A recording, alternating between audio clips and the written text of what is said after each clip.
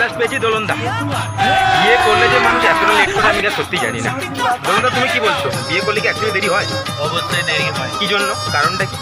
ভাই বউয়ের জন্য অনেক কাজ করে দিয়ে আসতে হয় ঘরে। মানে কি বাসন মাজছিলে? সেরকম কিছু বলতে পারবো না ব্লকে। কেন? ব্লকে বললে তোরা আর বিয়ে করতে পারবি না। আমরা বিয়ে করতে পারবো না? হয় আমার কাছে বিয়ে করার অ্যাকচুয়ালি ইচ্ছা নেই, যদি বা দোলনদার কষ্টটা দেখে তো এরকম কষ্ট গাছ সত্যি আমার মনে হয় বৌদি মনে হয় তোমাকে এতটা চাপ দেবে, তুমি এত চাপে আছো আমার মনে হচ্ছে। তুই বুঝবি না ভাই। হ্যাঁ আমি বুঝবো কি করে।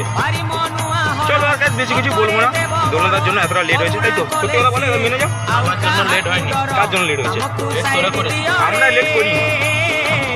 ঠিক আছে চলো, আর বেশি কথা না বাড়িয়ে অতিরিক্ত কথা হয়ে যাচ্ছে গাছ। তো চলো একদম আদিগঙ্গায় যাই, আমি পুরীতে যাই, তোমাদের সাথে কথা হচ্ছে, তাই তো? তাই তো একদম। আর এখানে এরা দাঁড়িয়ে কি কিনবেন আগে আলোচনা করছে, তো চলো তাড়াতাড়ি কিনে নিই জিনিসগুলো।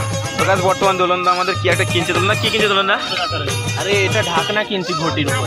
একটা মাপ করতে এতক্ষণ সময় লাগে তো? ভাই বলিস না, সব আঁকা পাকা রাস্তা। তাদের কেন আমার দেরি হয়ে যাচ্ছে, তাদের কেন এতক্ষণ মাপ করতে এতক্ষণ সময় লাগে একটা দিন ঘটি মাপ করতে? কি হবো দোলনদা? আমার বাড়ি সব কমপ্লিট তো সাজানো? আর ওই সাজাতে হবে। আর কি সাজাবে? ছোট মোটো একটু সাজাতে হবে। চলো সাজিয়ে নিয়ে দিলে তোমাদের তোলাবে তো দোলনদা? জল কোথায় তুলবো? আমাদের শিব মন্দির হচ্ছে এটা, যাবো এখান থেকে জল তুলে গেছে, চারপাশে পুরো ঘোরাবে মন্দিরের চাপ। আর কি কাজ আছে? ছবি তুলবে কোথায়? মন্দিরে? চলো মল করো। এখানে চেন্নাই তো বলো বাবাজি, আমাদের পরীক্ষা নিচ্ছে না তো রোজ কেন?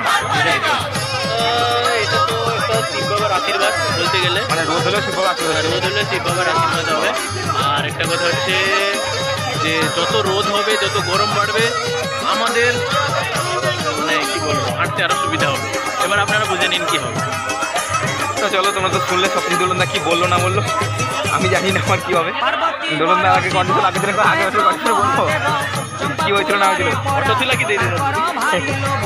তো চলো দোলনদা, তো চলো।